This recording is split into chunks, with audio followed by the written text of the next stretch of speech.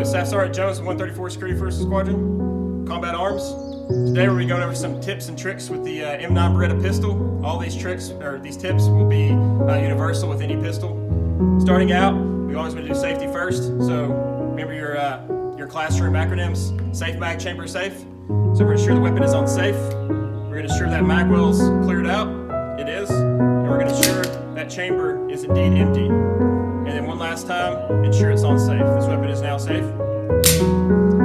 Starting out with grip, main thing is you want to take your webbing of your dominant hand and place it as high as you can on the tang. Secondly, you're going to want to take your non-dominant hand and mate it with the front fingers of your dominant hand. You'll notice that the fatty pad of my non-dominant hand, almost like it's cut out just for it. So you're going to put this inside there. I like to do a nice high thumbs grip. All your reciprocating action and all the motions go on up here. The higher I get on the gun, the more control I'm going to have of the gun. If I'm leaving a gap down here, I'm going to have a lot more muzzle flip. That's how the physics of a firearm work. I'm going to get nice and high, and notice my thumbs are parallel with the barrel, and where I point my thumbs are where the barrel go. So it's more instinctual and natural. Don't be worried about getting slide bite. As long as you're not deliberately putting your thumb in there, you will not get your thumb bit or anything like that. Main thing is to just keep it on the side of the slide. These tolerances right here are really tight. You're not going to get skin caught in there or anything. This is going to breed the most control, okay? So you got a nice high grip. Secondly, stance. You got the old Weaver stance. And keeping in mind, none of these ways are invalid. There's just some ways with better with modern technology, with like having armor. Speaking of armor, it's best to face your target. Utilize that armor. If I'm standing sideways, I'm laying myself in a Weaver stance, I'm exposing my internals. If I don't have side plate protection, or even if I did have side plate protection, it's possible rounds could go through your arm and into your torso. The ballistics of rounds are very unpredictable, and they can come in and out of certain parts of the body. So it's best to face your target in a good fighting stance. Now there is the isosceles stance where you're squared up. This is a good solid stance, but we don't walk like this, and it's a little bit unnatural. If somebody pushes me off balance, I'm going to fall back. What I like to do is a little modified version. A good fighting stance, I call it the boxing stance because it's just like boxing, okay? I take my non-dominant leg, place it slightly forward, dominant leg, place it slightly back, good shoulder width stance. I'm going to hinge at the waist slightly, not in an uncomfortable way, and I'm going to bend at the knees very slightly. And what this gives me is a stable platform. It also gives me maneuverability. I have range of motion to cover a 360.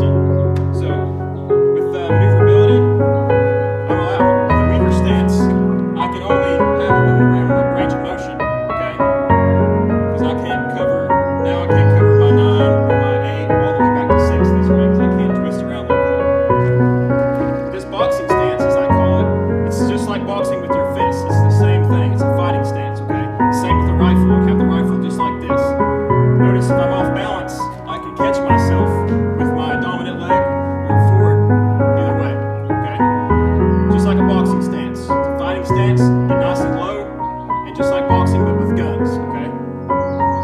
So I'm in this position here. I have unlimited range of motion, okay? I can cover my 3 o'clock, my 9 o'clock. If I have to cover my 6 o'clock, I can literally come in and then come back here, and now I can cover 6. Come in, cover from my 3 to my 6 to my 9. I have unlimited range of motion, okay? Just like that. And those people in career fields where you don't have, a fire team with you, and it's not an organized fire team, maneuverability is going to be key, especially if you're on your own and you had to use your weapon. You need to be able to establish 360, be able to move around and see everything and not get locked in with tunnel vision. You need to be able to move. And this is going to give you maneuverability, okay? Another thing about stance, when you put your arms out, you lock your arms out like this, you can hinge with your creases of your arm to the sky. The issue with this, like I said, this is a hinge.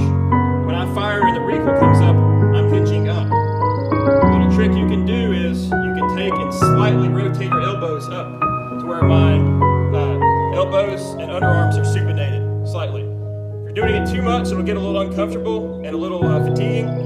That's how you know you're doing it wrong. So we're just doing it slightly, just enough like this. And now notice when I hinge under recoil, my recoil is coming inward rather than upward.